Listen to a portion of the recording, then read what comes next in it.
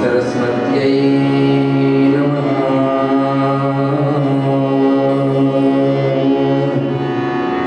श्रीगुरुभ्यो नमः।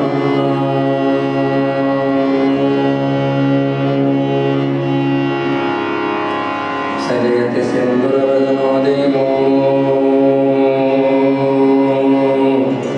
यत्पादपङ्कजस्मरणम् वासरमणिरिव तमसा राशीर्नाशयति विघ्नान्।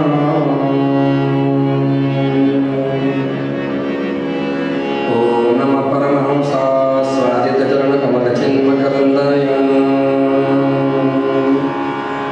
भक्तजनमानसनिवासाय श्रीरामचन्द्राय वागीशायस्य वदने लक्ष्मीर्यस्य च वक्षसि यस्यास्ते हृदये संविदितं नरसिंहं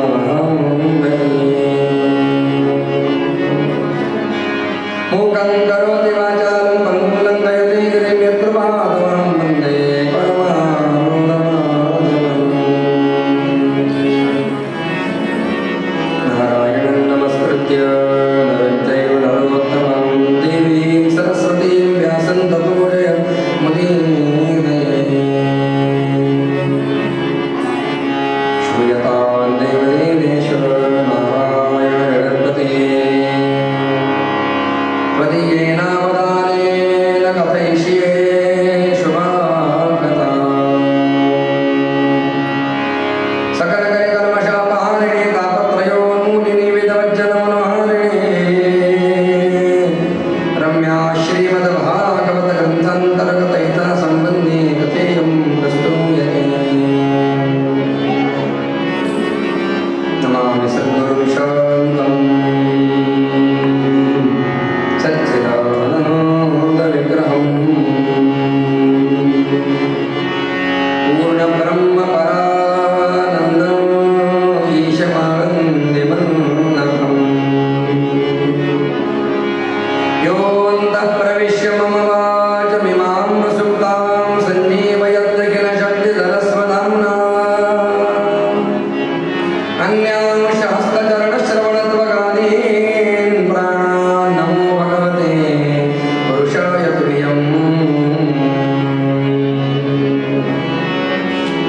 ज्ञानेन योगेन च कर्मणा च भक्त्या च सर्वस्वसमर्पणेन आराधिताभ्यां श्रुतिमार्गदक्षैर्नमो नमः श्रीगुरुपादुकाभ्याम्। सुरासुरासेवितपादपङ्कजा करे निराजत्कमनीयपुस्तका विदेष्टपत्नी कमलासनप्रिया सरस्वती नृत्यतु वाचि मे सदा। यं प्रव्रजन्तमनुपेतमपेतकृत्यं द्वैपायनो विरहकातराज्वा उतरेति तन्मयतया करमो विनेदो तं सर्वभूतहृदयं निमानतोऽस्मि। वंशी विभूषितकरान्नवनीलदाभा पीताम्बरादरुणबिम्बफलादरोष्टा पूर्णेन्दुसुन्दरमुखादरविन्दनेत्रा कृष्णात् परं किमपि तत्त्वमहं न जाने। वन्दे नन्दव्रजस्त्रीणां पादरेणुमभीक्ष्णशः यासामलिकतोद्गीतं पुनाद्यभुवनत्रयम्। ब्रह्मानन्दं परमसुखदं केवलं ध्यानमूर्तिं मन्वातीतं गगनसदृशं तत्त्वमस्यादिलक्ष्यम्।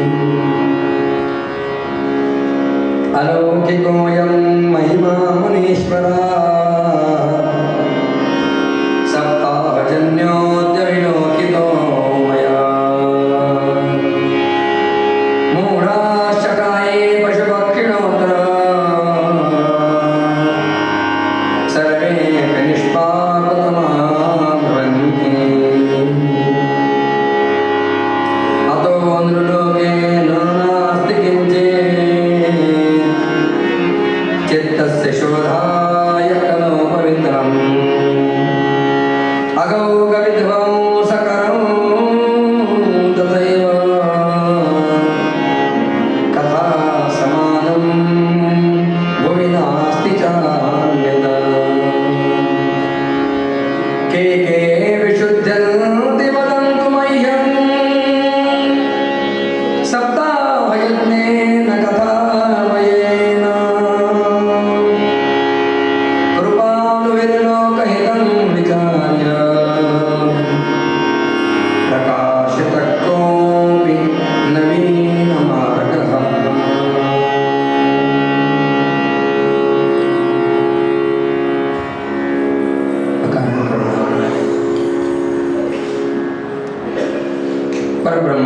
मूर्ती सच्चिदानंद आनंदकंद भगवान श्रीकृष्ण चंद्रांच्या हृदय कथेमध्ये रममाण झालेले महात्मा सूतजी महाराज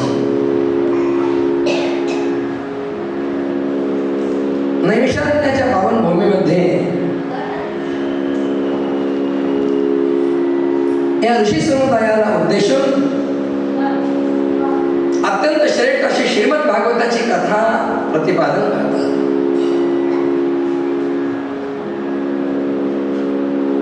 श्रीमद भागवताची कथा भक्ती ज्ञान आणि वैराग्य यांचा उद्धार करणारी कथा आहे.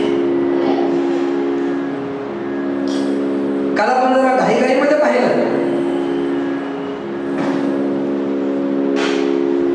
देवर्षी नारद सनत कुमारांच्या मुखातून कथा कुठे ऐकताय? हरिद्वार, गंगेच्या तीरावर. आणि भक्ती ज्ञान वैराग्य कुठे? वृंदावनामध्ये. भक्ती ज्ञान वैराग्यांच्या ग्लानी निवृत्तीसाठी म्हणून, त्यांच्या उद्धारासाठी म्हणून नारद ऋषींनी गंगेच्या तीरावर हरिद्वारला संकल्प करून भागवत कथा आरंभ केली. आणि त्या भागवत कथेचा परिणाम दूरवर वृंदावनामध्ये असणारा भक्ती ज्ञान वैराग्य यांच्यावर झाला.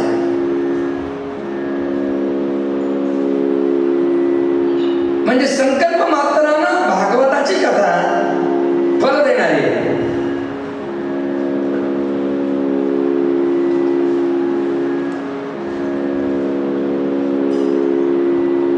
ज्ञान आणि वैराग्य यांची ग्लानी दूर झाली, त्यांना दिव्यरूप प्राप्त झालं. आणि भक्ती ज्ञान वैराग्य नाचत नाचत त्या ठिकाणी आले.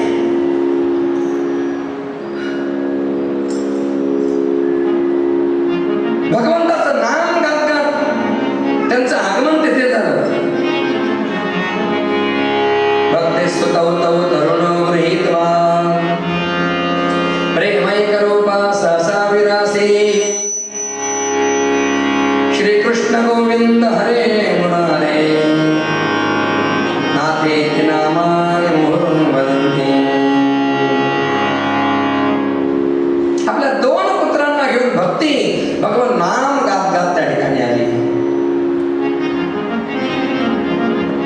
कुणाला ओळखायला येईना, कोणही भक्तीने येऊन देवर्षी नारदांना प्रणाम केला. अंतरंगामध्ये कृतकृत्यतेचा भाव आहे, कृतज्ञतेचा भाव आहे. एखाद्याने आपल्याला मदत केली, एखाद्याने आपल्याला दुःखाच्या काळामध्ये सहाय्य केलंय, एखाद्याने आपलं दुःख दूर केलं, मग ती दुःखाची वेळ गेल्यानंतर सुखाच्या वेळेमध्ये सुद्धा त्याची कृतज्ञता आपल्या अंतरंगामध्ये कायम राहिली पाहिजे.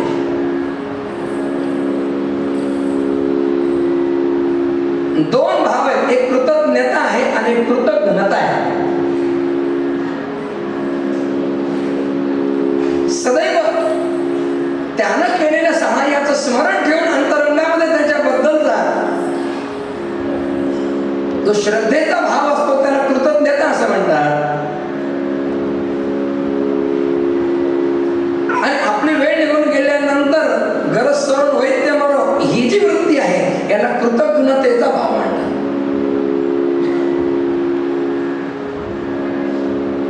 बरेच लोक आपल्या सद्गुरूंच्याकडनं ज्ञान प्राप्त झाल्यानंतरही कृतज्ञ होतात.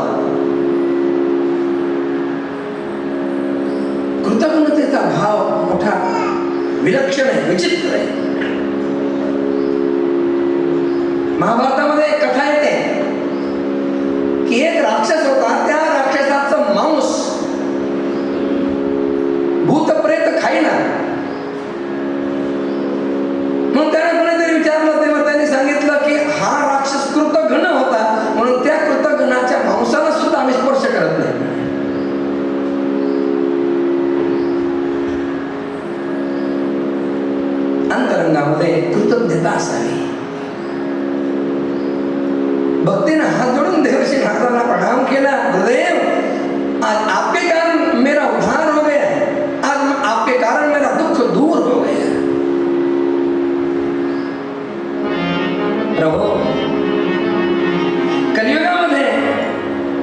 माझा लोप झाला होता, कथामृताचं सिंचन करून आपण मला आजच पुष्ट केलं. देवर्षी, आपण माझ्यासाठी एवढं केलं, मी आपल्यासाठी काय करू? नारदांनी म्हटलं, तुझं दुःख दूर झालं ना, यातच सगळं काही मिळालं. मला काही अपेक्षित नाहीये. तिने म्हटलं, मला काहीतरी सेवा सांगा. सद्गुरु संत आपल्यावर किंवा कुणावरही कृपा करतात, ती कृपा कुठल्या अपेक्षेनं करत नाही. व्यवहारामध्ये एखाद्या माणसाने एखाद्याला मदत केली तर तो त्याच्याकडनं अपेक्षा ठेवतो, आम्ही त्यांच्याकडे एवढी मदत केली आणि त्यांनी एवढं करू नये. महाराज, संतांचं प्रेम जे असतं, संतांचं कृपादान जे असतं ना, ते निरपेक्ष असतं. संतांची लक्षणं सांगताना म्हटलंय, निरपेक्षम मुनिम शांतम निर्वैरम समदर्शिनम. ज्ञानेश्वर महाराजांनी आपल्याला एवढी कृपा केली, तुकोबाराने आपल्याला एवढी कृपा केली, सद्गुरू उपासने बाबांनी आपल्याला एवढी कृपा केली, माताजींनी आपल्याला एवढी कृपा केली. त्यांनी आपल्याकडून काय अपेक्षा ठेवली हो? त्यांनी आपल्याला काय मागितलं आणि आपण त्यांना काय देऊ शकणार आहे? आपल्या जवळ त्यांना देण्यासाठी काय आहे? धन दौलत म्हणाल तर त्याची आवश्यकता नाही आहे त्यांना.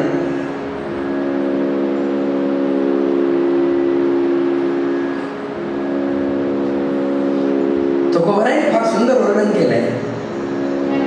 काय सांगू संतांचे उपकार, काय सांगू संतांचे उपकार, काय सांगू संतांचे उपकार, काय सांगू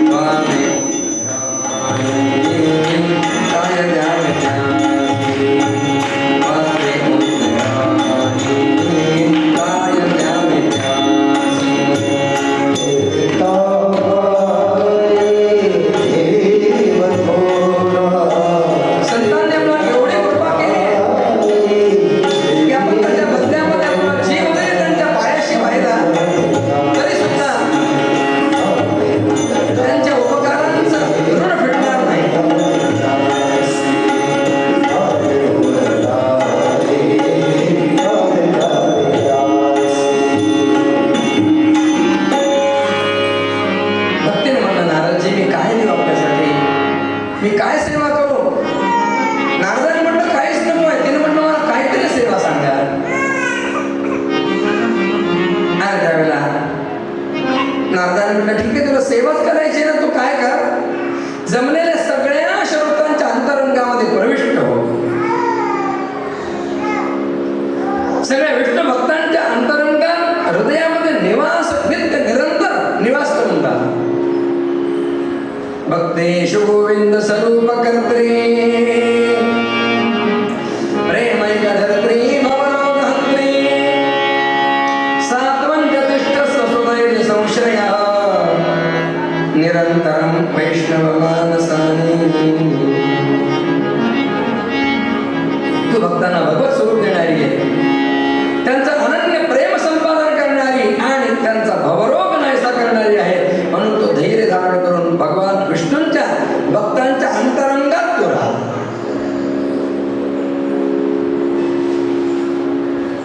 कलियुगातील दोषांचा लोकांवर प्रभाव पडत जरी असला, पडणार जरी असला, तरी तुझ्यावर दृष्टी सुद्धा त्याची पडू शकणार नाही.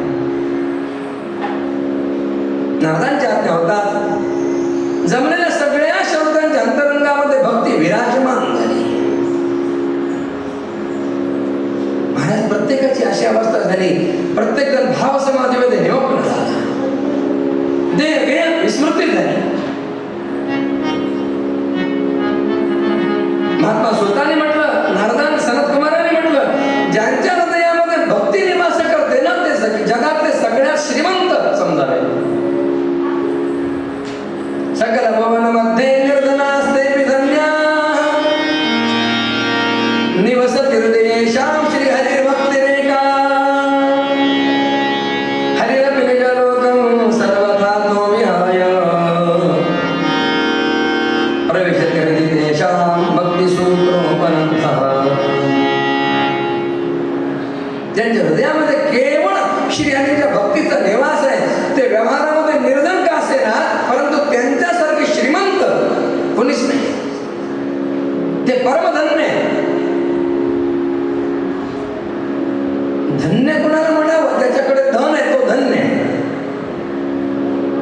व्यावहारिक धनाचा इथे कोण आहे, व्यावहारिक धनाची चर्चा नाही आहे.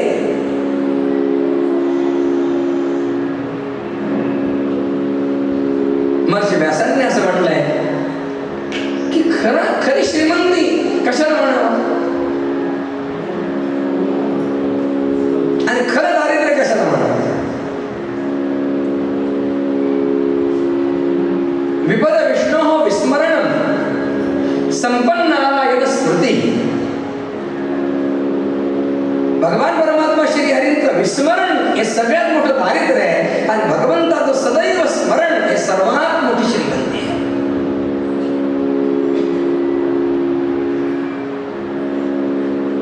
करोडोंचा मालिक का असेना, पण तो जर भगवंताला आठवत नसेल तर त्याच्या इतका दरिद्री कोणी नाही.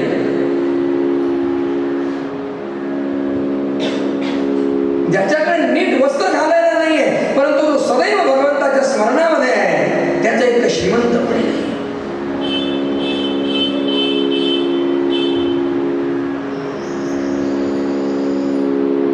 संतांचं चरित्र पहा. एक शांतीब्रह्म एकनाथ महाराज जर सोडले तर बाकी कोण संत श्रीमंत होते?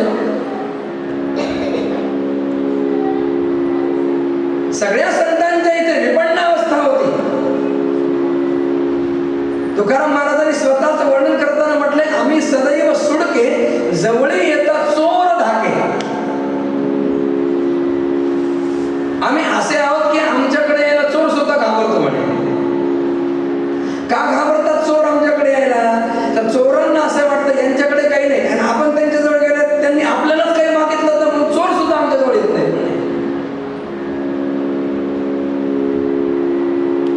व्यावहारिक स्थिती संतांची अशी असू द्या, परंतु संतांच्याकडे परमधन आहे. कोणतं धन आहे? आम्हा घरी धन शब्दाची रत्ने.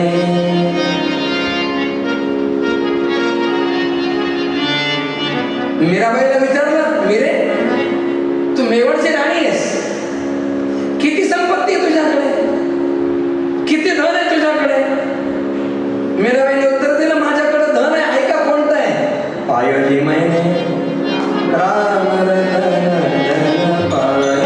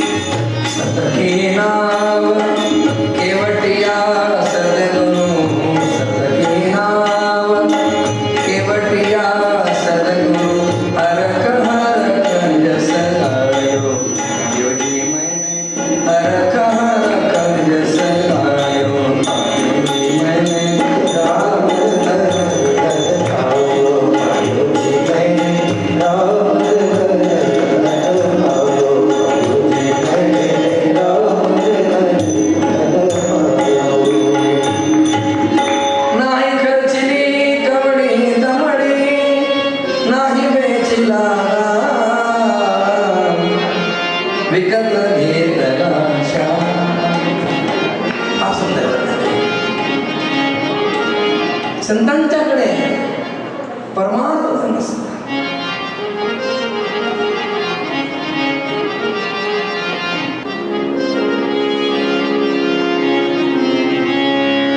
भक्ती सर्वांच्या अंतरंगात प्रविष्ट झाली.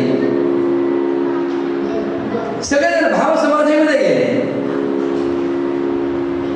भक्तांची अशी अवस्था पाहिली महाराज. भगवान वैकुंठाहून त्या ठिकाणी आले. आता वैष्णव चित्तेषु दृष्ट्वा भक्तिमलौकिकी निजलोकं परित्यज्य भगवान भक्तवत्सलः. भक्तवत्सल भगवान वैकुंठ सोडून त्या ठिकाणी आले. देवाला वैकुंठात करमत नाही, तो तिथे राहत नाही. नारदाने त्याला विचारलं, देवा आजकाल आम्ही वैकुंठामध्ये होतो, तुम्ही नसतात वैकुंठामध्ये, कुठे असता तुम्ही? तुमचा पत्ता कुठे? भगवंताने सांगितलं, नारदा मी खात्रीने तुम्हाला कुठे सापडेल. ऐका ना, हम वसामि वैकुंठे योगिना हृदये रवो मद्भक्ता यत्र गायन्ति तत्र तिष्ठामि नारद. नारदा, एक वेळेला मी सूर्यबिंबात नसेल, एक वेळेला मी वैकुंठात नसेल, एक वेळेला मी योग्यांच्या हृदयात नसेल, पण मी खात्रीने कुठं असेल. माझे भक्त जिथे माझा नामघोष करत असतील त्या ठिकाणी मी तुम्हाला अवश्य सापडेल.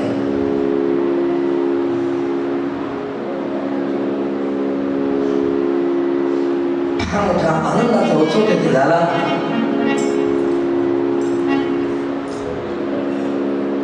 वैकुंठात वास्तव्य करणारे उद्धवादी भक्त गुप्त रूपाने कथा ऐकण्यासाठी तिथे आले होते. जयघोष सगळेजण करू लागले. भक्तीरसा जातो प्रवाह होऊ लागला. गुलाब गुटखा फुलांचा वर्षाव सगळे करू लागले. सनत कुमारांच्या मुखातून दिव्य श्रीमद भागवताची वाणी बाहेर पडू लागली. सदा सेव्या श्रीमद भागवती कथा यस्या श्रवण मात्रेण हरिश्चित्तं समाश्रये. नारदा सनत कुमारांना म्हटलं, भागवताची कथा कशी आहे? सदा सेव्या द्विरुक्ती केली. एखादा शब्द पुन्हा पुन्हा वापरणं याला द्विरुक्ती असं म्हणतात. आणि साहित्यशास्त्राच्या दृष्टीने द्विरुक्ती हा दोष मानला जातो. एखादं वाक्य, एखादा शब्द वक्त्याच्या भाषणात पुन्हा पुन्हा येत असेल ना, मग ते भाषण सदोष मानलं जातं. मग असं असताना इथं सनत कुमाराने द्विरुक्ती केलेली दिसते आपल्याला. सदा सेव्या. भागवताची कथा ही नेहमी सेवन करावी. सेव्या, श्राव्य नाही म्हटलं, सेव्या म्हटलंय.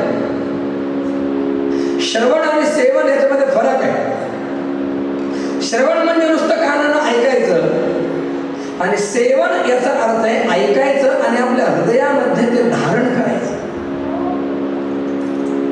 औषध असतं ना, ते औषधाचं सेवन करायचं असतं. म्हणजे औषध घ्यायचं आणि त्याचा गुण धारण करायचा.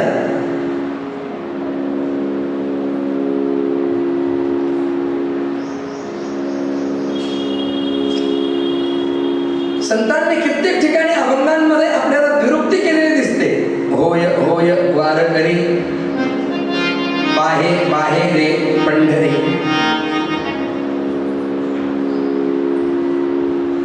द्विरुक्ती दिसते. द्विरुक्ती अशा वेळेला दोष असत नाही.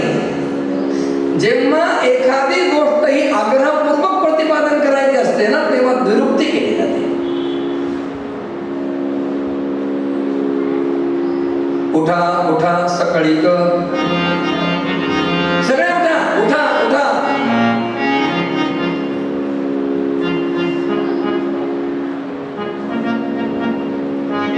ज्यावेळेला एखादी महत्वाची गोष्ट सांगायची असते तेव्हा तिथे द्विरुक्ती हा दोष मानला जात नाही. काही गोष्टी अशा असतात त्या एकदाच करायच्या असतात. काही गोष्टी अशा असतात त्या पुन्हा पुन्हा करायच्या असतात. संस्कार आहेत, 16 संस्कार आपल्याकडे सांगितले. उपनयन संस्कार, विवाह संस्कार, अंत्येष्टी संस्कार. संस्कार किती होता तो? एकदाच होतो की नाही? विवाहाचा संस्कार, अंत्येष्टीचा संस्कार, उपनयन संस्कार. जर काही च्युती झाली नाही, काही अपराध झाला नाही, काही पाप घडलं नाही, जघन्य पाप, तर त्या ठिकाणी पुन्हा संस्कार होत नाही. नाहीतर काही वेळेला त्या ठिकाणी संस्कार पुन्हा करायला सांगतात.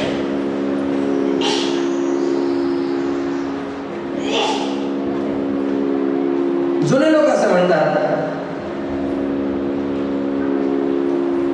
की मानवी जीवनामध्ये आल्यानंतर काही गोष्टी निदान एकदा तरी कराव्या.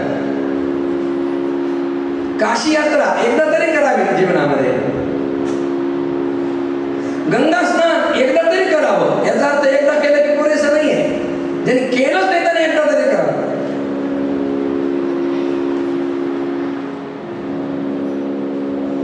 भागवताची कथा जीवनात एकदा तरी ऐकावी. आणि मी नेहमी म्हणत असतो की आळंदीहून पंढरीला ज्ञानेश्वर महाराजांच्या बरोबर पायी वारी आयुष्यात एकदा तरी करावी. एवढं न करता जर कोणी या जगाचा निरोप घेऊन जाईल ना, तर त्याने त्या ठिकाणी काही केलं नाही असं समजावं. त्याचं काही पूर्ण झालं नाही असं समजावं.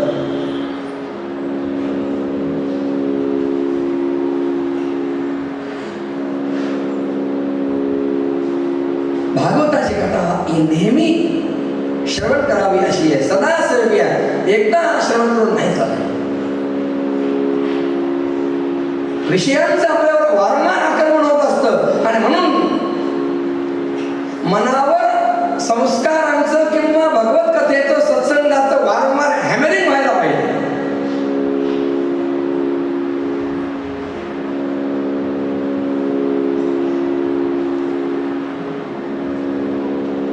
महाराज सगळ्या लोकांची ती अवस्था पाहिली, तन्मय अवस्था पाहिली. सभेत बसलेल्या लोकांची आपला देह, घरदार आणि अंतःकरणाची जाणीव सुद्धा नाहीशीच आहे. असे तन्मय झालेले सगळे भक्तगण पाहून नारदांनी म्हटलं, मुनीश्वर हो, सप्ताश्रवणाचा एक अलौकिक महिमा मी पाहत आहे. इथे आलेल्यांमध्ये मूर्ख, धूर्त, पशु, पक्षी हे सुद्धा सगळे, परंतु हे सगळेच निष्पाप झाले. मूढाशटाय पशुपक्षिणोत्र सर्वे निष्पापदमा भवन्ति. काय कथेचं सामर्थ्य आहे.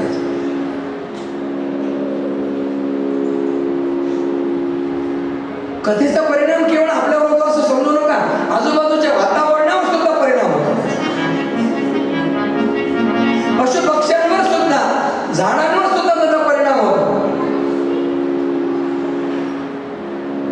भगवान चैतन्य महाप्रभू जेव्हा तन्मय होऊन भगवान नाम गात, भगवत भजन गात वनातून विचरण करत असत ना, त्यावेळेला असं वर्णन आहे चैतन्य चरितावलीमध्ये की त्यांच्या आजूबाजूच्या झाडांवर, पक्ष्यांवर त्याचा परिणाम होत असे आणि ते सगळे डोलू लागत असे.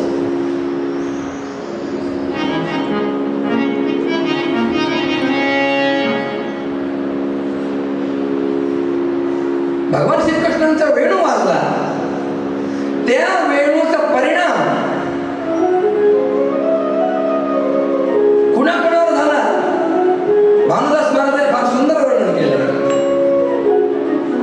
तृणचारा चरू विसरली.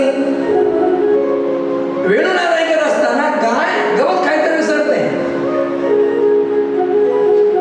गाय व्याघ्र एके ठाई झाली. परस्परांचं वैर विसरून गाय आणि वाघ एका ठिकाणी आले. पक्षी खुळे निवांत राहिले. वेणुनादे गोवर्धनु गाजे.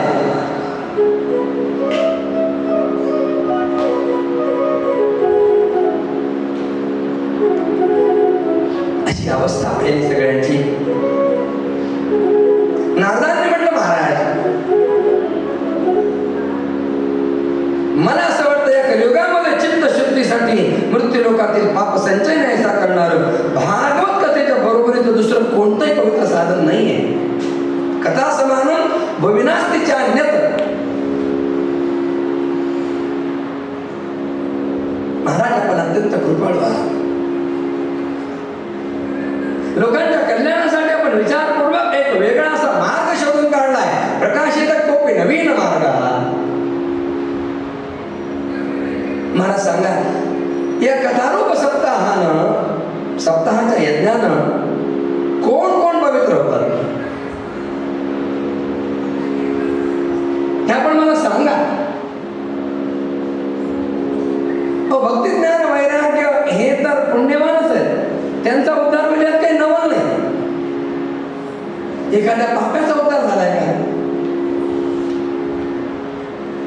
ऐकल्यानंतर शरद पवार बोलू लागले, हे मानवा पापकृतस्तु सर्वदा सदा दुराचार मार्गा क्रोधाग्नि दग्धा कुटिलाश्च कामिनः सप्ताह यज्ञेन कलौ पुनन्ति. जे लोक सदैव पापकर्म करण्यामध्ये रत असतात, दुराचाराने वागणारे असतात, भ्रष्ट मार्गाला गेलेले असतात, विकारांच्या अधीन झालेले असतात, क्रोधाग्नीने तप्त झालेले असतात, कपटी आणि कामांध झालेले असतात, असे सुद्धा लोक कलियुगामध्ये श्रीमद भागवताच्या सप्ताहाने पवित्र होतात. पंचोकर बाबा हा चलशत्वकालीन पंच महापातक करणारे मनुस्मृतीमध्ये म्हणून महाराजांनी पातकांचा विचार केलेला आहे. पातकांचे अनेक प्रकार असतात. लघुपातक, उपपातक, महापातक. 5 महापातक सांगितली आहे. ब्रह्महत्या, सुरापानम, स्तेयं गुरुवंदनागमः एतानि पातकान्याहुः तत्संसर्गी च पंचमः. ब्रह्महत्या, सुरापान, मद्यपान, सुवर्ण चोरी, स्तेय, परदानगमन आणि विश्वासघात ही महापाप आहे. आणि 5वं महापाप कोणतं सांगितलं माहिती का? या 4 पापी लोकांच्या संगतीला राहणं हे 5वं महापाप. तर संसर्गीच्या पंचमा.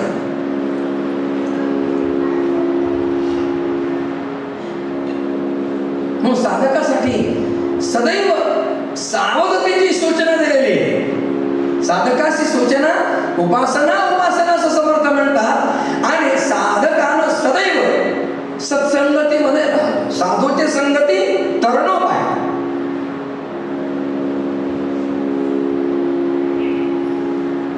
क्षणभराची साधू संगती जीवनामध्ये आमूलाग्र बदल घडवू शकते.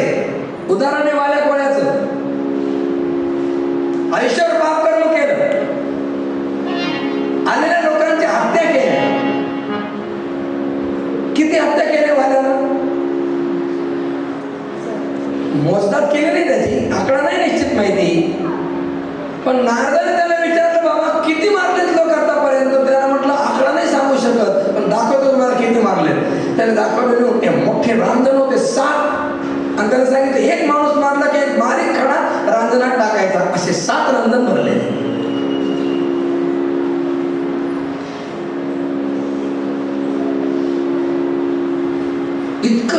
इतकं पाप. पण देवर्षी नारदांची संगती झाली आणि जीवन बदललं. नारदाने म्हटलं तुला मारायचं तर खुशाल मार, पण मला एक सांग, तू हे आतापर्यंत जेवढं केलंय हे सगळं कुणासाठी केलं? त्याने सांगितलं माझ्या परिवारासाठी. मग इतकं पाप तुला झालंय तर तुझ्या परिवारातले लोक तुझ्या पापामध्ये किती सहभागी होणार आहे? कोण कोण किती टक्के शेअर करणार आहे? वाल्याला विश्वास होता. त्याने म्हटलं महाराज तुम्हाला काय माहिती आमच्या बायकोचं किती प्रेम आहे माझ्यावर, माझ्या आईचं माझ्यावर किती प्रेम आहे. पण माझ्या वाट्याला थोडं सुद्धा कोणी येऊ देणार नाही, सगळे वाटून घेतील. विचारून ये. घरी आला आणि त्यानं आपल्या सगळ्या कुटुंबीयजनांना विचारायला सुरुवात केली, तुमचं पोट भरण्यासाठी, तुम्हाला सुख देण्यासाठी मी आतापर्यंत एवढं पापकर्म केलं, मी आणलेल्या पैशावर तुम्ही सगळ्यांनी आतापर्यंत चंगळ केली, मजा केली. आता मला सांगा, यासाठी मी जे पाप केलंय त्या पापात तुम्ही किती जण, माझ्या या पापामध्ये किती टक्के सहभागी होणार? त्यांचं उत्तर ऐकून वाण्याचा भ्रम निराश झाला. त्यांनी उत्तर दिलं, पापम तवैव तत्सर्वं वयन्तु फलभागिनः. आम्हाला सुखी ठेवण्यासाठी तू काय केलंस ते सगळं पाप तुझं, तुझी तू भोग, आम्ही फक्त फळामध्ये सहभागी होणार. महाराज ऐकल्यानंतर जमीन पायाखालची घसरली. नारदांच्या जवळ येऊन वाल्याला म्हटलं, देवर्षी माझं कसं होणार आता? कोणीच सहभागी व्हायला तयार नाही, काय करू मी आता?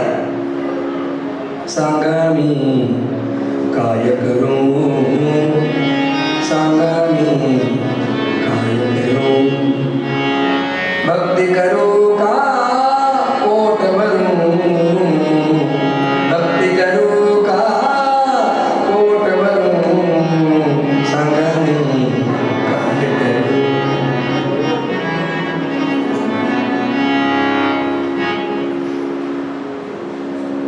महाराज थकलेल्या, शिरलेल्या, भागलेल्या पापी जीवांचा आधार संत असतात. ज्याला कोणीच नसतं ना त्यांचा आधार संत असतात. नारदाने म्हटलं, हे बघ, तुला यातून सुटायचं आहे ना, मनातून वाटतंय ना तुला सुटावं म्हणून, मी सांगेन तसं करशील? त्यानं सांगितलं, गुरुदेव आपण जे सांगाल ते मी करायला तयार आहे, फक्त मला यातून बाहेर काढा. नारदाने म्हटलं, ठीक आहे. पहिली गोष्ट, वाटमारी सोडून द्यायची. सुटली. आणि मी सांगतो त्या मंत्राचा जप कर. मन राम, मन राम. पुष्कळ प्रयास केला पण त्याला राम म्हणताच येईना. अर्धा घंटा, 1 घंटा शिकवलं, राम म्हणता येईना. आमच्यासारखा कोणी असता तर दिलाच तो सोडून दिला. आता तुला येईच तर काय करू आम्ही, आता बघ तू तुझं पाय. पण संतांनी जर एखाद्याचा उद्धार करायचा मनावर घेतलं ना तर ते उद्धार केल्याशिवाय सोडत नाही. करुणी सायास शिकविती. पुष्कळ प्रयास केले पण त्याला काही राम म्हणता येईना. नारदांनी विचार केला काय करावं. त्यांनी म्हटले, राम नाही म्हणता येत तर उलट म्हणता येईल का? मरा. त्याने म्हटलं, आयुष्यभर मरण मारा एवढंच तर केलंय मी, ते कधी पण म्हणे मन मरा.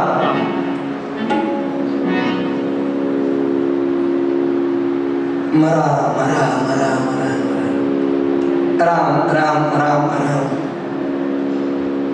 नारदाने सांगितलं जप कर. आपल्याला जर सांगितलं ना सद्गुरूने जप करा, आपला पहिला प्रश्न असतो किती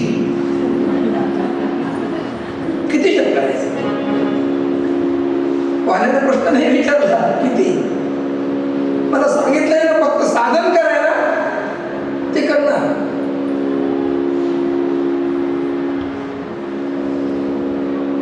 किती दिवस जप केला?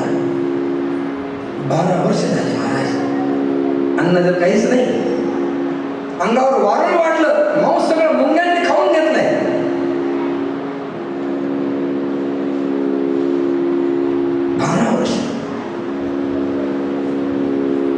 उलटा मंत्र जपत जग जाना, उलटा मंत्र जपत जग जाना.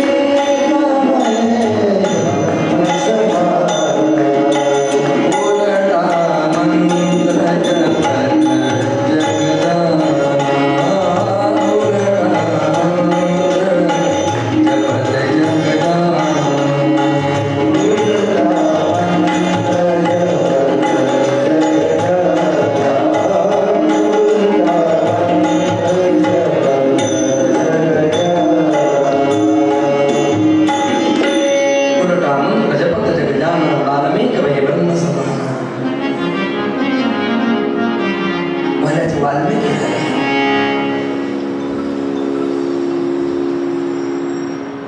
क्षणमपि सज्जन संगतिरेका भवति भवानवतरणे नौका.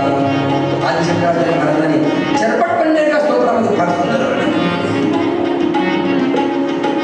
गेयं गीता नाम सहस्रम ध्येयं श्रीपतिरूपमजस्रम नेयं सज्जन संगे चित्तं नेयं दीनजनाय च वित्तं भज गोविन्दं गोविन्दं भज गोविन्दपते.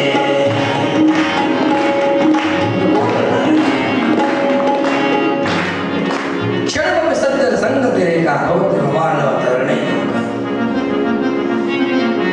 सज्जनांची संगती जीवनामध्ये आमूलाग्र बदल घडवणारी आहे आणि तशीच दुर्जनाची संगती सुद्धा अधःपतनाला सज्जनाला सुद्धा अधःपतनाला लागते.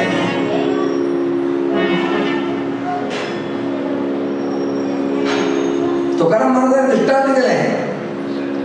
हिरा असतो की नाही, हिरा सच्चा हिरा जो असतो ना तो फार कडक असतो, टणक असतो.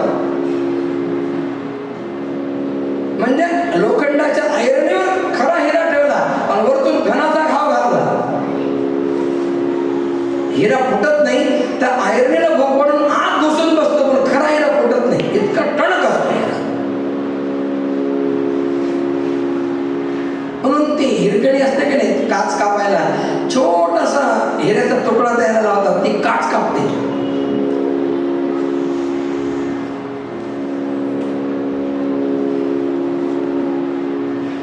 खरा हिरा एवढा टणक असतो पण तो हिरा, तुकाराम महाराजांनी एक प्रयोग सांगितला आहे.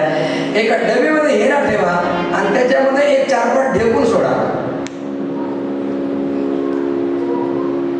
आता ढेकणं दिसत नाही, पूर्वीच्या काळात फार ढेकणं होते. कुठे गेले कोणाच तो आता आमच्या लहानपणी कोणी पाहुणे जर आले ना तर त्यांचे सगळं सामान आणून तर ठेवायचे उन्हामध्ये 2 दिवस. तुमच्यावर ढेकून आल्यास आमच्या घरात होईल पुन्हा त्याचा प्रसार.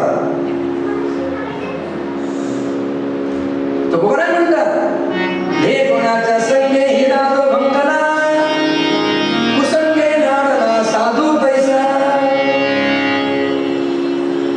ढेकणाच्या डब्यामध्ये हिरा जर ठेवला ना, काहीही न करता त्या हिऱ्याचे तुकडे तुकडे होऊन जातात. कोणाला प्रयोग करायचा असेल तर करा, पण हिऱ्याचं नुकसान झालं तर आमच्याकडे तक्रार घेऊन येऊ नका. ज्या अर्थी तुकोबाराय सांगतात ना त्या अर्थी आमचा विश्वास आहे. कुसंगाचा परिणाम काय होतो, एखादा माणूस कोळशाच्या खालीत गेला पांढरे शुभ्र कपडे घालून आणि त्यानं म्हटलं मी कुठे काळ लागू देणार नाही. अहो तुम्ही किती प्रयत्न करा, कोळशाच्या खालीत गेल्याला कुठेतरी काळ लागल्याशिवाय राहणार नाही. कळणार पण नाही आपल्याला थोडं काळ झालेलं.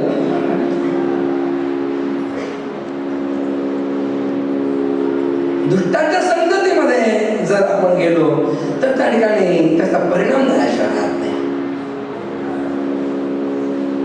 जुन्या काळातली म्हणे बघा, शेण जर पडलं ना तर ते मातीला घेतल्याशिवाय उठत नाही. बरेच लोक म्हणतात ते टीव्ही सिनेमा वगैरे पाहतात ना, मग ते म्हणतात तर त्याच्यातलं काय सगळं घ्यायचं असतं का आणि त्याचा काय परिणाम होत असतो का. अहो तुम्हाला कळणार पण नाही त्याचा परिणाम झालेला.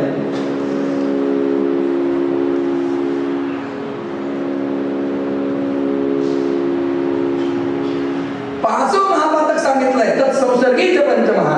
पापी माणसाच्या संगतीला राहणं हे 5वं महापाप आहे. दुष्टाच्या संगतीला राहणं. कायेन वाचा मनसापि पातकं नित्यं प्रकुर्वन्ति शठा हठेन ये परस्वपुष्टा मलिना दुराशया सप्ताह यत्नेन कलौ पुनन्ति ते. सनत कुमारांनी म्हटलं, कायेनं वाचेनं मनानं जे जे काही पापकर्म असेल ते सगळं पापकर्म श्रीमद भागवताच्या कथा श्रवणात नष्ट होतं. भागवत कथा श्रवणाने पापाचा नाश आहे.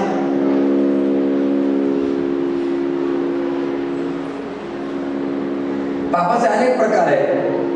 एक कायिक पाप आहे,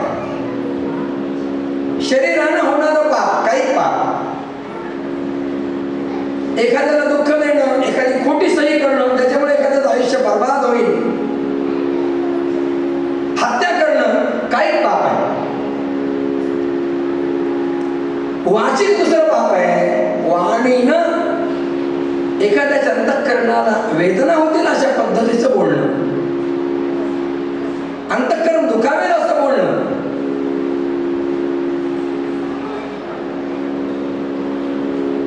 भगवंताने आपल्याला वाणी कशासाठी दिली आहे? भगवान नामस्मरणासाठी वाणी दिली आहे. मग ते न करता त्या वाणीनं दुसरंच काही करत राहणं, दुसरं काही बोलत राहणं, हे वाचिक पाप आहे.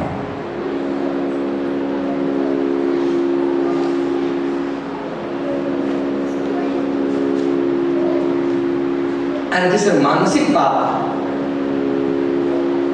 मनानं एखाद्याचं वाईट चिंतन करणं, विषयांचं चिंतन करणं, विकारांचं चिंतन करणं, हे मानसिक पाप आहे.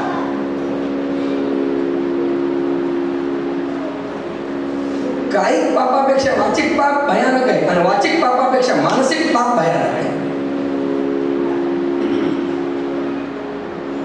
आणि चौथं पाप आहे सांसर्गिक पाप, संसर्गानं होणार. संसर्गानं दोष पसरतो. मग आपल्याकडे पद्धत आहे ना, सोहळ्यामध्ये असल्यानंतर कोणी स्पर्श करायचा नाही.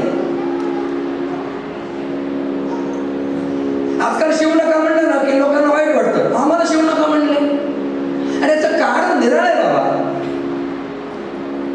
आपण उपासनेमध्ये प्रवृत्त आहोत, आपण देवाच्या पूजनात प्रवृत्त आहोत. देवाच्या पूजनासाठी, उपासनेसाठी त्याला खूप शुचिता पाहिजे, खूप पावित्र्य पाहिजे.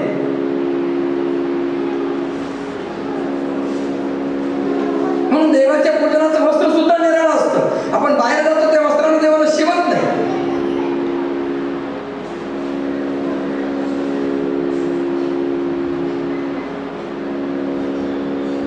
स्पर्शाने पुष्कळ दोष संक्रमित होतात.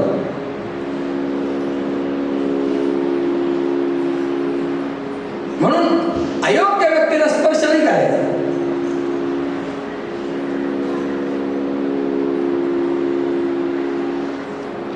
पण माणसाचा त्याच्यावर विश्वास बसेना. ते सगळे थोकांड आहे, ते सगळे बुरसटलेले विचार आहेत असं म्हणून तो पुढे पुढे जाऊ लागला.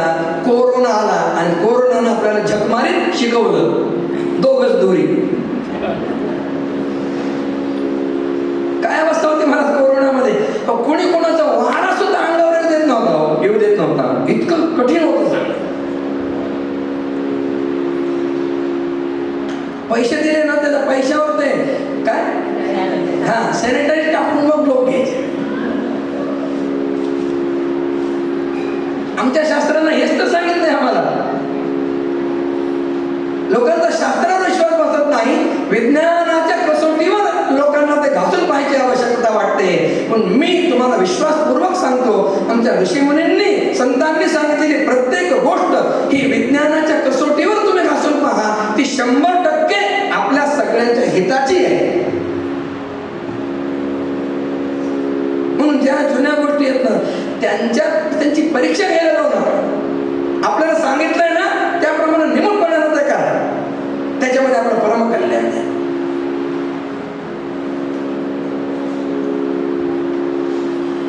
आजकाल कोणी एकमेकांना भेटले ना की लगेच हस्तांदोलन करतात, हातात घेतात. हस्तांदोलन ही आपली पद्धती नाही, ही ब्रिटिशांनी आणलेली पद्धत आहे. आपली पद्धती कोणती आहे? समर्थांनी घालून दिलेली आहे. दोघे एकमेकांना भेटले ना लांबून हात जोडायचे, राम राम करायचं, ही आपली पद्धती आहे. अयोग्य व्यक्तीला जर स्पर्श केला तर त्याच्यामध्ये जे दुर्गुण आहेत ते सगळे आपल्यामध्ये येतात आणि आपली उपासना त्याच्याकडे जाते आणि आपल्या उपासनेचा त्या ठिकाणी क्षय होतो, आपल्या पुण्याचा क्षय होतो.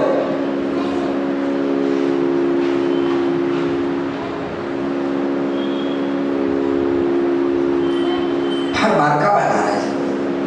ज्याला साधना करायची आहे ना, त्याला साधना करत असताना या बाकीच्या सगळ्या बारीक बारीक वाटतात गोष्टी, पण त्या सगळ्या गोष्टी जर पाळल्या तर त्याला त्या साधनेचं फल पूर्णता मिळू शकतं, अन्यथा नाही. एवढे वर्ष झाले देवाची साधना करतो, पण अजून काही देवाचा साक्षात्कार नाही. समजावं, आपल्या मार्गामध्ये कुठेतरी चूक होते.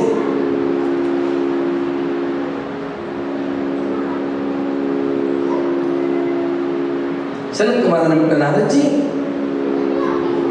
किती प्रकारचं पाप असू द्या का, पण भागवताच्या कथा श्रवणानं ते पाप नष्ट होतं. एक इतिहास सांगू लागले. तुंगभद्रा तटे पूर्वम अभूतपत्तनम उत्तमम यत वर्णास्वकर्मेण सत्य सत्कर्म तत्परः. तुंगभद्रा नदीच्या तीरावर एक उत्तम शहर वसलेलं आहे. त्या शहरामध्ये सर्व वर्णाचे लोक राहतात आणि आपापल्या धर्माचं आचरण, सत्य वर्तन आणि सत्य सत्कर्म यामध्ये ते लोक तत्पर आहेत. माणसाचं परम कल्याण कशात आहे? शास्त्रानं आपल्याला ज्या वर्णामध्ये भगवंताने आपल्याला जन्म दिलाय त्या वर्णाला उचित जे कर्म सांगितलेलं आहे ते कर्म करण्यामध्ये आपलं परम कल्याण आहे.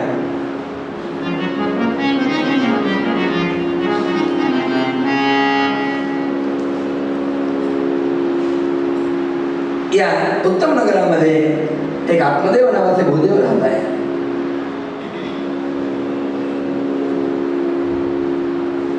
श्रौत स्मार्त कर्मामध्ये निष्णात आहे, वेद विशारद आहे, नित्य तप करणारे, म्हणून आत्मदेव सूर्याप्रमाणे तेजस्वी आहे. द्वितीय योग भास्करा. सगळ्या प्रकारची सुख आहेत आत्मदेवांच्याकडे. त्याला धुंदुली नावाची पत्नी आहे, पण आत्मदेवाच्याकडे एक दुःख आहे, आत्मदेवाला संतान नाही.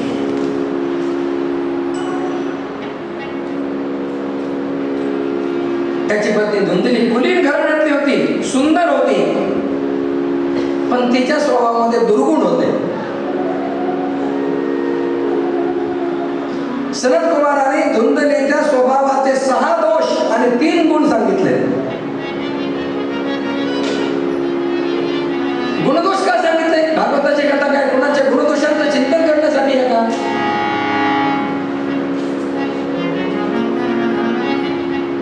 सौभाग्य स्थापिका नित्यम सुंदरी सुगुणोद्भवा लोकमाता क्रूरा प्रायशो बहुजल्पिता शूराच गुरुकृत्येषु कृपणा कलह प्रिया. 10 श्लोकामध्ये तिच्या स्वभावाचं सगळं वर्णन केले. सौभाग्य स्थापिका म्हणजे काय? घरामध्ये माझंच म्हणणं सगळ्यांनी मानलं पाहिजे अशा आग्रहाचे केले. मीच एकटा शहाणा.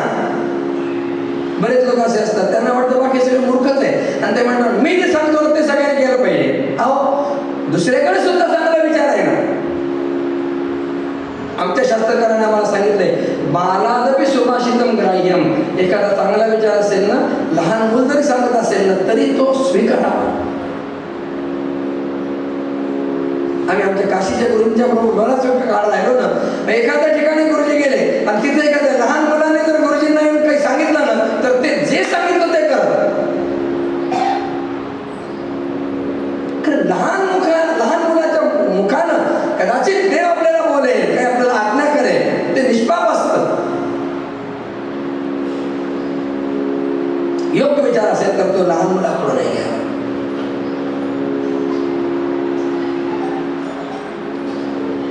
लोकवार्ता राहता. त्या धुंदुलीला दुसऱ्याच्या घरी काय चाललेलं आहे त्याच्यामध्ये फार इंटरेस्ट होतो.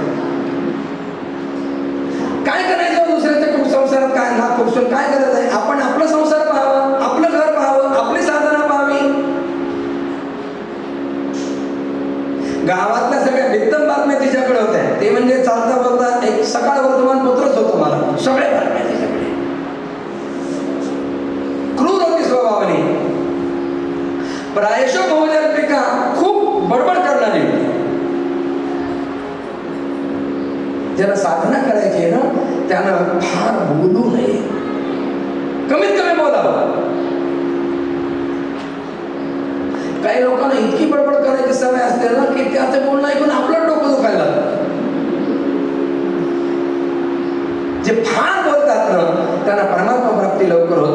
ज्ञानेश्वर महाराजांचं प्रमाण सांगतो मी. अनंत वाचा बरळती बरळ त्या कैसे दयाळ पावे हरी. ज्ञानेश्वर महाराज म्हणतात. मग साधकांना फार बोलायचं नाही, मौन असावं, कमीत कमी बोलावं. मी तुला बोलू दे, ज्ञानेश्वर महाराज सांगतात.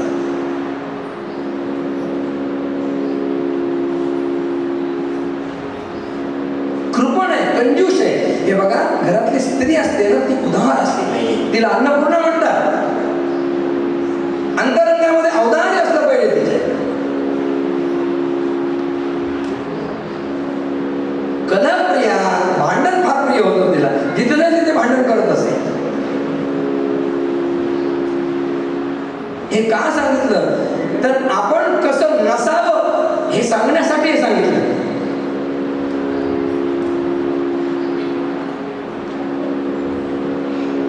पडताळून पहा, याच्यातला एखादा दुर्गुण आपल्याला आहे का?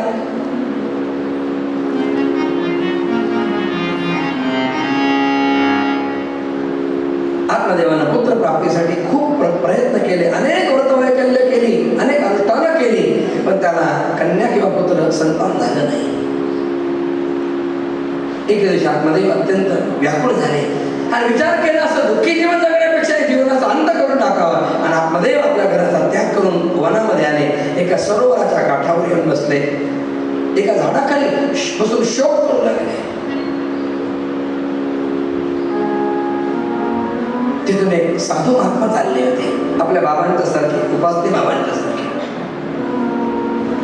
पाहिलं त्यांनी, कोणीतरी दुःखी दिसतोय. जवळ आले, सहानुभूतीला प्रेमानं चौकशी करायला सुरुवात केली. का रे दुःखी आहेस, का शोक करतोस?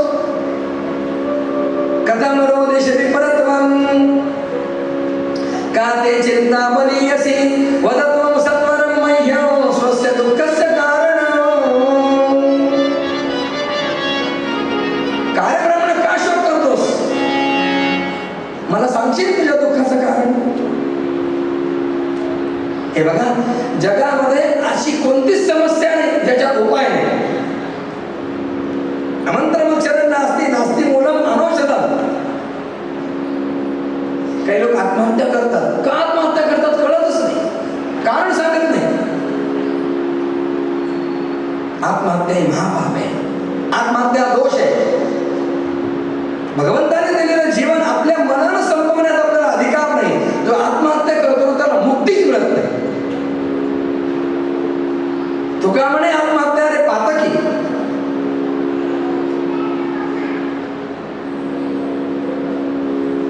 काही जरी दुःख असलं ना, कुठेतरी व्यक्त व्हावं, कोणाचं तरी सांगावं, अमुक दुःख आहे मला.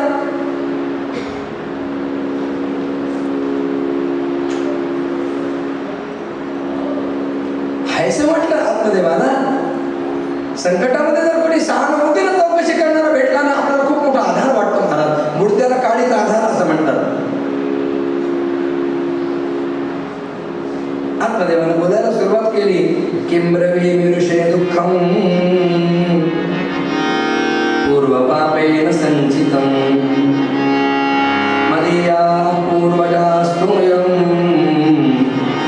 खगोष्ठमुपभुञ्जते.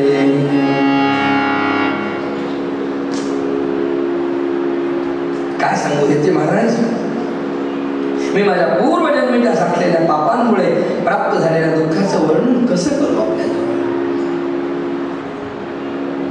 महाराज, मी माझ्या पितरांसाठी श्राद्ध करतो, तर्पण करतो ना, तर मी दिलेलं पाणी पितर ग्रहण करतात, पण रडत रडत सुस्कारे सोडत ग्रहण करतात. आणि त्याच्यामुळे ते पाणी गरम होतं, त्यांना मी देत होते जे पाणी देत होते.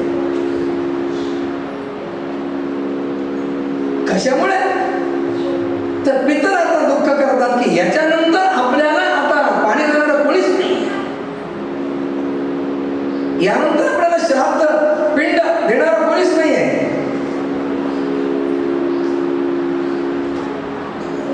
काय सांगू महाराज, मला जर पुत्र संतान नाही तर मग माझा उद्धार कसा होईल? शास्त्र असं सांगतं, पुत्र कुणाला म्हणावं? पुन्हा नरकात राहते पुत्र हा जो आपल्या पितरांना श्राद्धादी कर्म करून संतुष्ट करतो, त्या पुत्राकडून पुन्हा नरकातून पितर बाहेर जातात, त्या नरकातून बाहेर निघतात. पुत्र कशाला म्हणावं, कुणाला म्हणावं? म्हणून महाराजांनी 3 कसोट्या सांगितल्या. जीवतो वाक्य करणात, मृत आहे भूरी भोजनात, गयाया पिंडदानाच त्रिविध पुत्रस्य पुत्रता.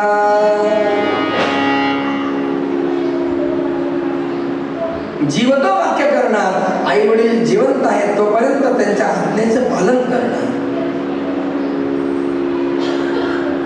मृताने मोरी भोजनात, या जगाचा निरोप घेऊन ते गेल्यानंतर त्यांच्यासाठी वारंवार श्राद्ध करणं.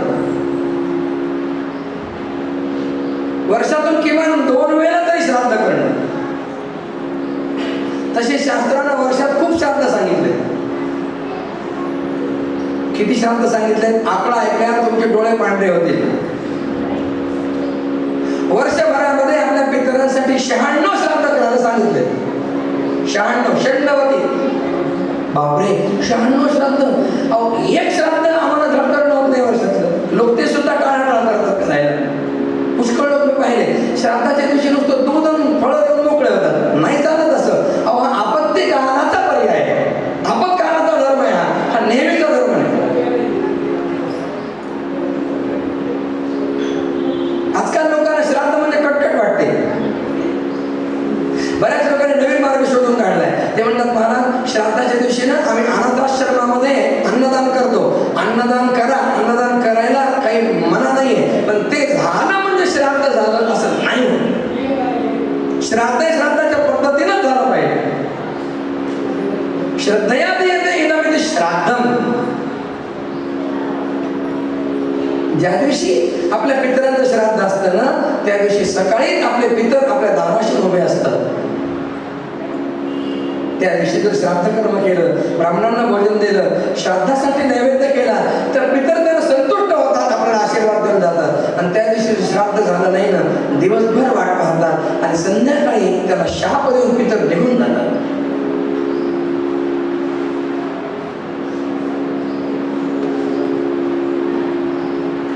म्हणून श्राद्ध कर्म कधीही माणसाने टाळू नये. पितर तर संतुष्ट झाले,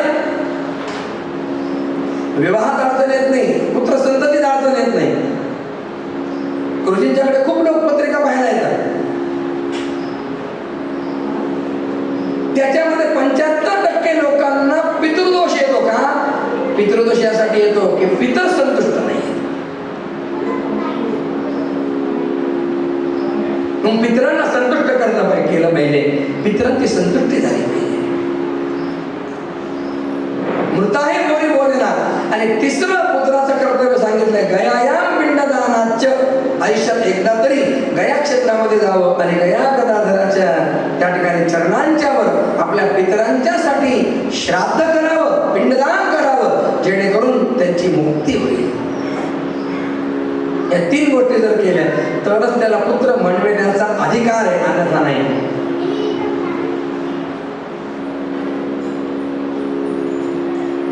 आत्मदेवानं म्हटलं, महाराज काय सांगू माझं दुःख. माझ्या घरी मी गाय पाळलेली आहे. आज अनेक वर्ष झाली त्या गायीचं वासरू सुद्धा माझ्या अंगणात कधी खेळलं नाही. महाराज, मी एक झाड लावलं दारामध्ये, आजपर्यंत अनेक वर्ष झाली आहे, पण त्या झाडाला कधी फळ सुद्धा आलेलं नाही. मी जर बाहेरून फळं आणली ना, तर माझ्या घरात आल्याबरोबर ती फळं सडून जातात. काय माझं पाप असेल? मग महाराज, असं पापी जीवन जगण्यापेक्षा मेलेलं बरं. ते राजाने त्याला समजावलं, अरे आत्मदेव, हा तुझा भ्रम आहे. कोणी सांगितलं तुला मुलगा असेल तरच उद्धार होणार? अरे जगामध्ये कितीतरी पुत्रवान लोक आहेत ज्यांना मुलं आहेत म्हणून दुःख आहे. सगळेच पुत्रवान काय सुखी आहेत का? घर गोकुळ्यासारखं भरलेलं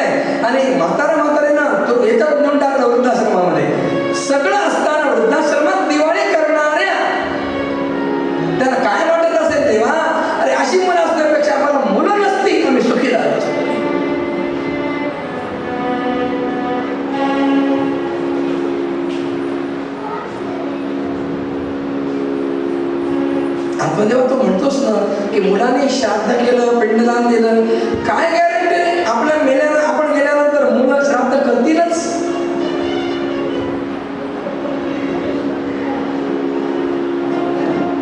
म्हणून मला असं वाटतं की आपल्या उद्धारासाठी मुलांच्या श्राद्धावर विसंबून राहण्यापेक्षा मनुष्यानं काय करावं, जोपर्यंत शरीरामध्ये प्राण आहे तोपर्यंत या शरीर रूपी पिंडाचं आपल्याच हातानं भगवंताच्या पायावर दान करावं आणि आपला उद्धार करून घ्या. आपली आपण करा सोडवण, संसार बंधन तोडावे गे.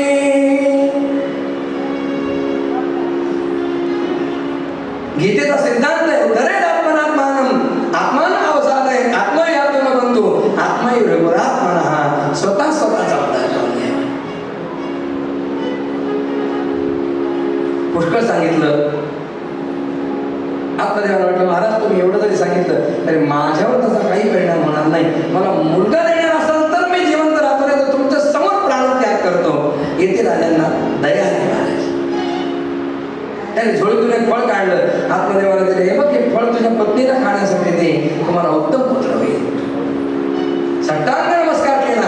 आत्मदेव घरी आला, पत्नीला ते फळ दिलं, सांगितलं हे बघ हे फळ खाल्लंस ना आपल्याला उत्तम पुत्र होईल. पण तिच्या मनामध्ये पुत्राची इच्छा नव्हती, दुष्ट स्वभावाची होती ती. तिला नेहमी असं वाटत असे, वंध्यावा विधवा नारी सुखिनी चैतन्यमती, वाहत राहिलेलं बरं. काय करायचं तुम्हाला बाळा, एकटा जीव संन्यासी असं नाही चालत महाराज. गावामध्ये तिची एक मैत्रीण राहत होती, तिच्याजवळ तिनं जाऊन आपल्या मनातलं गुस सांगितलं. असते ना कोणी आपल्या जीवा भावाची, आपण तिला म्हणतोय मग हे तुला सांगतोय बरं का, तू कोणाला सांगू नको. आता तिची जीवा भावाची अजून दुसरी असते कोणी, सगळ्या गावात बातमी पसरते.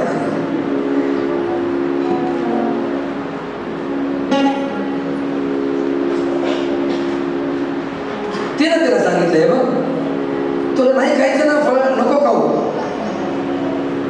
मी तुला सांगते, मी आता गर्भवती आहे,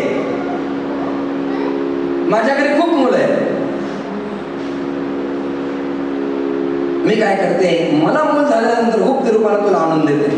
तू काय कर, खोटं नाटक कर तोपर्यंत, तुझ्या नवऱ्याला खोटंच सांग.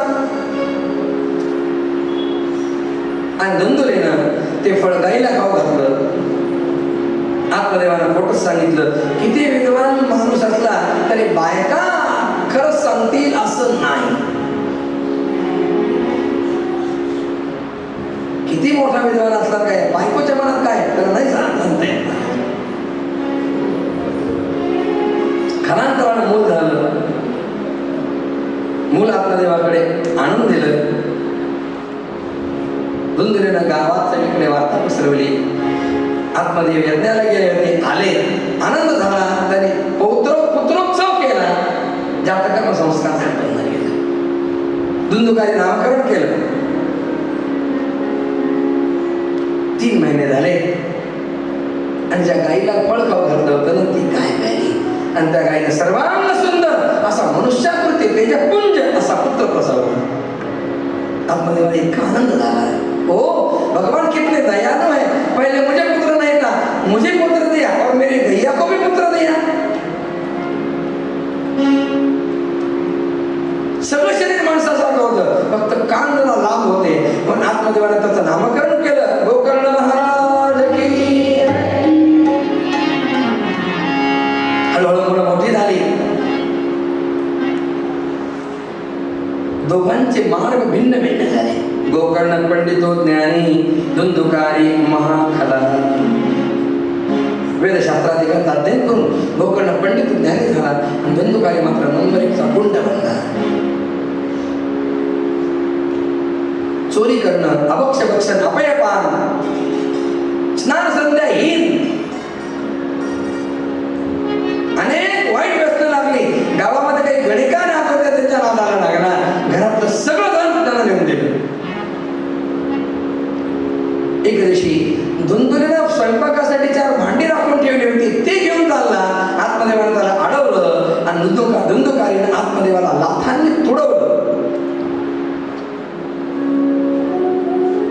अत्यंत दुःखी झाला आतमध्ये.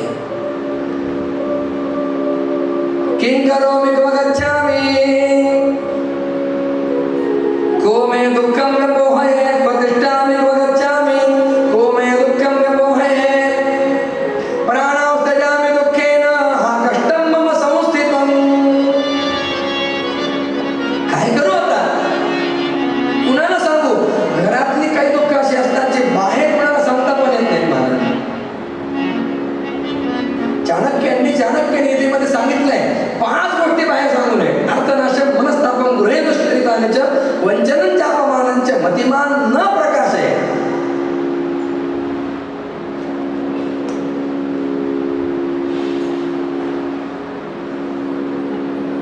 आतमध्ये शोक करू लागले. त्यावेळेला एक मायेचा हात पाठीवर फिरला. मागे गोकर्ण उभे होते. त्या गोकर्णाने आत्मदेवांना बोलायला सुरुवात केली. बाबा बाबा बाबा दुःख करू नका. असार खलु संसारो दुःखरूपी विमोहकः सुतः कस्य धनं कस्य स्नेहवान् ज्वलते निशम्. बाबा हा संसार असा आहे, हा अत्यंत दुःखरूप आणि मोहात पाडणार आहे. कुणाचा पुत्र कुणाचं धन. बाबा ज्याच्या मनामध्ये आसक्ती असते ना त्याला जास्त दुःख भोगावं लागतं. स्नेहवान ज्वलते निशम्. संस्कृत भाषेमध्ये तेलाला स्नेह म्हणतात. दिवा कुठपर्यंत जळतो? जोपर्यंत तेल आहे तोपर्यंत दिवा जळतो. एकदा तेल संपलं दिव्याचं जळणं संपतं. स्नेह आहे तोपर्यंत जळणे, स्नेह संपला जळणं संपलं.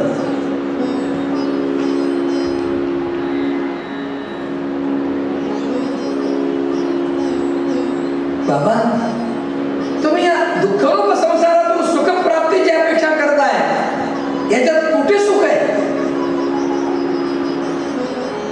अहो इंद्र आणि चक्रवर्ती राजा यांना सुद्धा सुख मिळत नाही.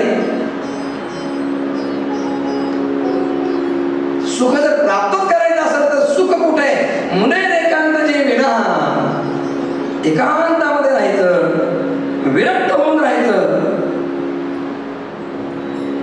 मग आदिशंकराचार्य महाराजांनी म्हटलंय कौपीनवन्तः खलु भाग्यवन्तः. कौपीनवन्तः खलु भाग्यवन्तः. बाबा हा माझा पुत्र आहे, या मोहाचा या अज्ञानाचा त्याग करा. मोहामुळे नरकाची प्राप्ती होते.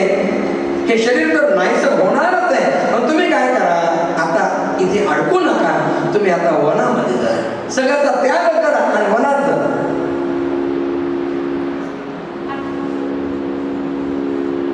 गोकर्णाचा उपदेश ऐकून आत्मदेव वनात जायला तयार झाले. आत्मदेवाने म्हटलं बाळा मी वनात जाऊन काय करू?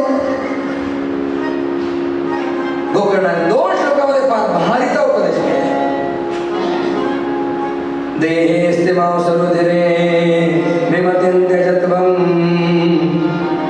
जाया सुतादिषु सदा ममतां विमुञ्च पश्यामि संजगदिदं क्षणभङ्गनिष्ठं वैराग्यरागरसिको भवभक्तिनिष्ठः.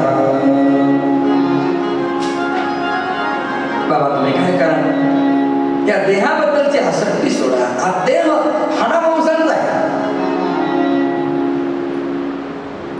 हाडाच्या सांगाड्यावर मांसाचा लेप केलेला आहे आणि वरतून आवरण घातलेलं आहे. बस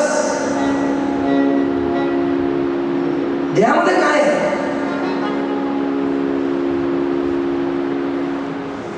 आजकाल पॅकिंगचा जमाना आहे.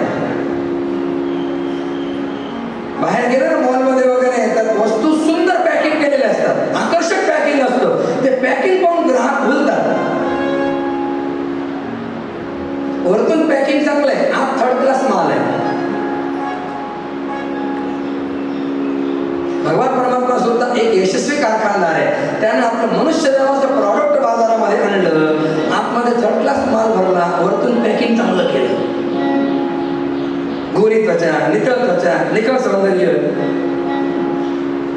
वरतून चिंतनाला आतमध्ये काय आहे? शरीर रोगाचे भांडार, शरीर दुःखाचे कोठार, शरीर दुर्गंधीची थार, नाही अपवित्र शरीर आहे. एक दिवस स्नान नाही केलं ना, जवळ येऊ वाटत नाही मला माणसाला. मग आमची जुनी पद्धत आहे, पारोशाला शिवायचं नाही. एखादा पारोस आहे ना त्याला स्पर्श करायचा. आम्ही पाठशाळेत होतो ना, आम्ही अंथरुणाला जरी शिवलो ना तरी आमचे गुरुजी आम्हाला पुन्हा स्नान करायला लावायचे. पारोशा कपड्याला शिवायचे. लोक काय करतात, स्नानाला जात असताना स्नानाच्या आधी कपडे घेऊन जातात. पारोशाने शिवलेले कपडे स्नान झाल्यानंतर घालायला नाही झालं.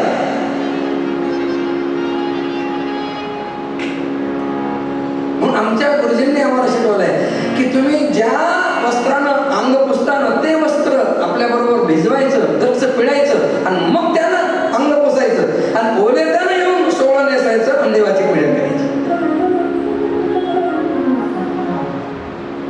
हे खरं सोळ आहे. आजकाल लोक काय करतात, त्या मॉडर्न सुना एका हातामध्ये सारंगी वाजवत असतात, ब्रश असतो, एकीकडे कुकर लावणं सुरू असतं, एकीकडे पीठ मळणं सुरू असतं. स्नानाच्या आधीच किळस येते महाराज. हाय सोसायटीतले लोक. मी काय विचारलं ना, तुम्ही स्नानाच्या आधीच हे सगळं अर्धा स्वयंपाक? त्याने म्हटलं महाराज नाही, हात पीठ मिसळून हात खराब होतात ना, मग आधीच मळून ठेवते म्हणे स्नानाच्या आधी. नाही चालत असं देवाला.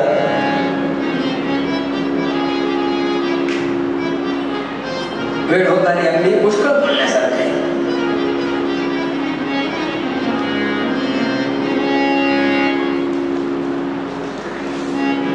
बाबा, हे सगळं जगत क्षणभंगूर आहे. क्षणभंगूर नाही भरवसा, वारे सावध तोडा माया आशा. काही नचले मग गळा पडेल फासा,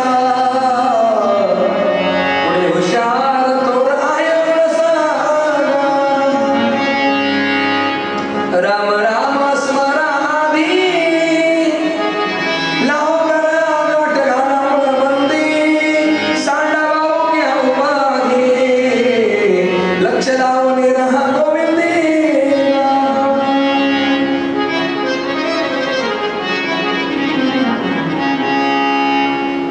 दोन श्लोकात महारीचा उपदेश केलाय. धर्मं भजस्व सततं त्यज लोक धर्म. बाबा, धर्माचं पालन करा, लोक धर्म सोडून द्या. लोक काय म्हणतील याचा विचार करू नका. बऱ्याच वेळेला माणसाला चांगलं काय करायचं असतं, पण लोक काय म्हणतील या नावाखाली त्याला करता येत नाही. एवढे दिवस भजन केलं नाही आणि आता जर साकुरीला येऊन आश्रमात राहिले, लोक काय म्हणतील करून करून मागले. त्याच्यापेक्षा नको, करूनच नको. बऱ्याच लोकांना परमार्थ त्याच्यामुळे करतात, लोक काय म्हणतील याच्यामुळे करतात. याला लोक धर्म म्हणतात. लोक काय म्हणणार आहे हे बघा. तुम्ही काही करा, 100% लोक तुम्हाला अनुकूल असणार नाही. काही तुम्हाला चांगलं म्हणतील, काही वाईट म्हणतील. आम्हाला लहानपणी गोष्ट होती, तो कुंभार त्याचा मुलगा गाढव विकायला निघाले. सगळी गोष्ट नाही सांगत बसत मी.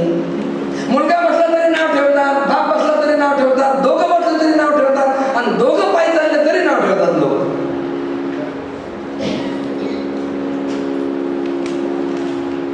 यासाठी साधकांच्यासाठी सांगितलेले आहे.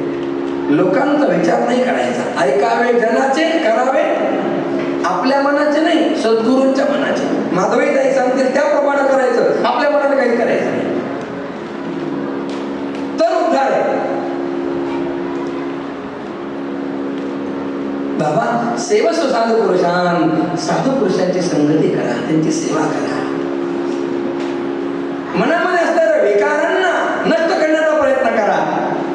आणि महत्वाची गोष्ट सांगितली, अन्यस्य दोष गुणचिंतन नाशु मुक्तवान. दुसऱ्याच्या गुणदोषाचं चिंतन करायचं नाही. कोण कसं आहे, आपल्याला काय करायचं, कोण कसं असेल ना का.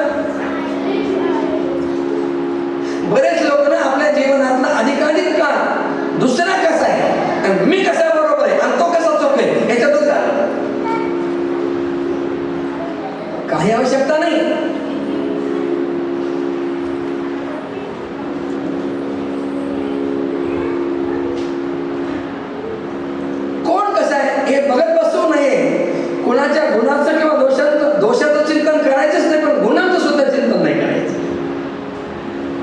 आणि केल्याशिवाय जर राहता येत असेल ना तर स्वतःच्या दोषाचं चिंतन करा, दुसऱ्याच्या गुणांचं चिंतन करा. माणूस नेमकं उलट करतो, माझ्यामध्ये किती गुण आहेत आणि दुसऱ्यात किती दोष आहेत. आपल्या डोळ्यातलं मुसळ दिसत नाही, दुसऱ्याच्या डोळ्यातलं मुसळ लगेच दिसतं. साधकासाठी हे उपयोगाचं नाही. अन्यस्य दोष गुण चिंतनमाश मुक्तवा सेवा कथा समोहितवा किंवा बाबा भगवत सेवा आणि भगवंताच्या कथांचा नित्य आनंद मिळतो. जिस देश में जिस देश में जिस वेश में जिस वेश में रहो राधा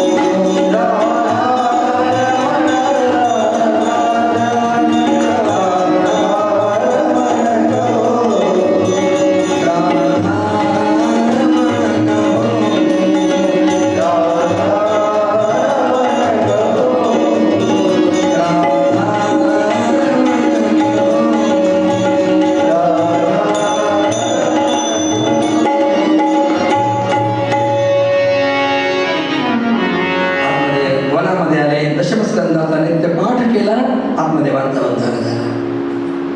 आत्मदेवांना देऊन गेल्यानंतर गोकर्ण तीर्थयात्रेच्या निमित्तानं बाहेर पडले. धुंदुलीला धुंदुकारीचा छळ सहन होईना, तिने एका विहिरीमध्ये प्राणत्याग केला. धुंदुकारी वेश्यांच्या नादाला लागला होता, त्यांनी त्यांना घरी आणून ठेवलं. त्यांना देण्यासाठी जडजेवाई राजाचे ते चोरून आणलं. त्या स्त्रियांनी विचार केला की सगळं घेऊन आपण निघून गेलं पाहिजे. उद्या जर ईडी मागं लागली हे सगळं जाईल, त्याच्यापेक्षा आपण सगळं घेऊन दूर कुठेतरी निघून जाऊ. आणि त्याने त्या धुंदुकारीच्या गळ्याभोवती फास आवळला, त्याला ठार मारलो. लवकर मरे ना, पापी जो असतो ना त्याला लवकर मृत्यू येत नाही. त्याच्या तोंडामध्ये लाल रुंद निखारे भरले. तडपड तडपड करून धुंदुकारीगत प्राण झाला. धुंदुकारीला पिशाच चिन्ह प्राप्त झाली. गोकर्ण तीर्थयात्रेला आल्यानंतर धुंदुकारी वेगवेगळ्या रूपात त्याच्या समोर येऊ लागला. ओळखलं कुणीतरी दुर्गतीला गेलेला दिसतोय. अंगावर कमंडलून जल प्रोक्षण केलं. वाचा फुटली, बोलू लागला, अमृता त्वदीयोस्मी धुंदुकारी तिनामतः. गोकर्ण, अरे मी दुसरा तिसरा पुढे नाहीये, तुझा भाऊ आहे. माझ्या केलेल्या कर्मामुळे माझी अस्वस्थता झाली, मला फार दुःख होत आहे, यातून मला सोडव रे. अरे तुझ्यासाठी मी दया श्राद्ध केलं, 100 श्राद्ध केले तरी माझी मुक्ती होणार नाही, इतकं मी पाप केलेलं. गोकर्णाला दुसऱ्या दिवशी ब्रह्मसभा भरवली. सगळ्यांना विचारलं, माझ्या भावाला मुक्ती प्राप्त होण्यासाठी काय करू? कुणाला सांगता येईना. एकाला म्हणलं सूर्यनारायणाला विचार. सूर्याला विचारलं, सूर्याने आकाशवाणीने सांगितलं, श्रीमद भागवतान मुक्ती सप्ताहम वाचनम कुरु. याला एकच उपाय, श्रीमद भागवत. गोकर्णाने श्रीमद भागवताचा सप्ताह केला. एका 5 कांड्याच्या वेळूमध्ये वायुरूपानं 7 कांड्याच्या बंबूमध्ये तो धुंदुकारी बसला. त्यानं 7 दिवस भागवताची कथा एकाग्रतेनं निराहार राहून ऐकली. शेवटच्या दिवशी बांबू फुटला आणि त्यातून दिव्य प्रकाश पडला आणि त्या पाठोपाठ दिव्य देहधारी धुंदुकारी प्रकट झाली. त्याला नेण्यासाठी विमान आलं आणि विमानामध्ये बसून धुंदुकारी भगवंताच्या वैकुंठाला गेले. गोकर्णाचा दुसरा सप्ताह लोकांच्यासाठी केला. एकाग्रतेने सगळ्यांनी भागवताचा सप्ताह ऐकला, नियमामध्ये राहून. मोठे विमान आलं, सगळेजण त्याच्यावर आरूढ झाले आणि भगवंताच्या धामाला निघून जातात. तिसरा सप्ताह गोकर्णाने स्वतःसाठी केला आणि गोकर्ण महाराज विमानामध्ये आरूढ होऊन गोलोकाला निघून जातात. गोकर्ण महाराज की. यानंतर महात्मा स्वतःनी महात्म्याच्या शेवटच्या अध्यायामध्ये श्रीमद भागवताच्या सप्ताहाचा विधी सांगितलाय. हॅमिंग होत आहे, कमी करा.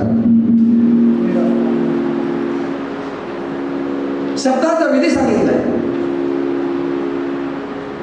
योग्य काळामध्ये सप्ताह करावा, योग्य मुहूर्तावर सप्ताह करावा. आपल्याला फार मोठा सुंदर असा मुहूर्त पुरुषोत्तम मासाचा प्राप्त झाला. उदाहरण खर्च करावा. किती पैसे खर्च करावे तर सांगितलं नाही, फक्त सांगितलंय विवाहे आदर्शम वित्तम. आपल्या घरी मुलगी असेल आणि मुलीचा विवाह आपण जसा थाटात करतो ना, तसा भागवत सप्ताह करावा.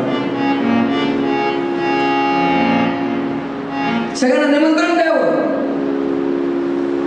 योग्य वक्त्याच्या मुखातून भागवताची कथा ऐकावी. वक्ता योग्य पाहिजे.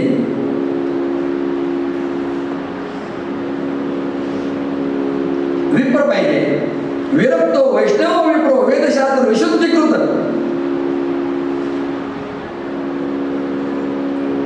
तो विप्र हवा, विरक्त हवा, वैष्णव हवा, निस्पृह हवा. दृष्टांत कुशलो धीरा वक्ता कार्योति निस्पृह. योग्य दृष्टांत देऊन सिद्धांत श्रोत्यांना समजून देण्याचं कसब त्याच्याकडे असावं.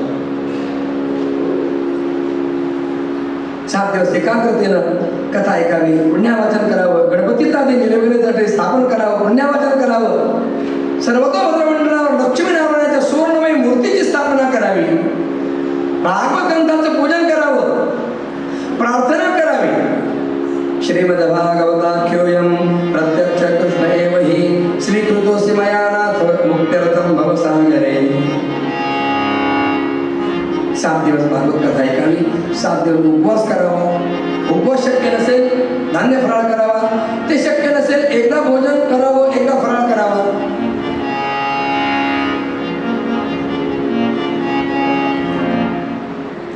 कथा श्रवण करत असताना कुणाची निंदा करू नये. श्रीराज माता निंदा वरजयते कथावरती म्हणून बोलायचं नाही. फार कोणाची निंदा, राजकारणाच्या गप्पा नाही, कोण कोणाचं कसं काही नाही. एकाग्रतेने कथा ऐकायची आणि एकांतामध्ये कथा संपल्यानंतर एकांतात बसून आपण काय ऐकलंय याचं मनन निधिध्यासन करायचं. असं जर केलं तर कथा श्रवण पूर्ण होतं.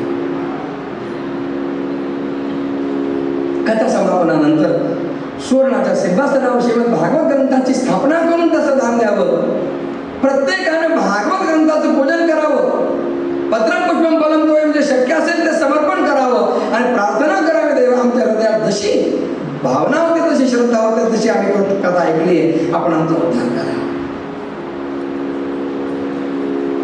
7 दिवसाचं व्रत आहे कथा म्हणजे. सनत कुमाराने देवर्षी नारदांना हे महात्म्य सांगितलं. त्यानंतर श्रीमद भागवताच्या प्रथम स्कंदाला आरंभ होतो आहे.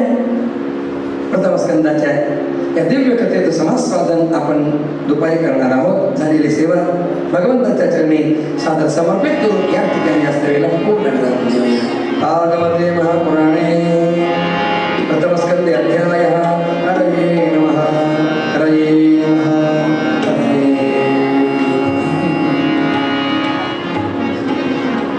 श्री ज्ञानदेव श्री तुकाराम, श्री ज्ञानदेव श्री तुकाराम, श्री ज्ञानदेव श्री तुकाराम,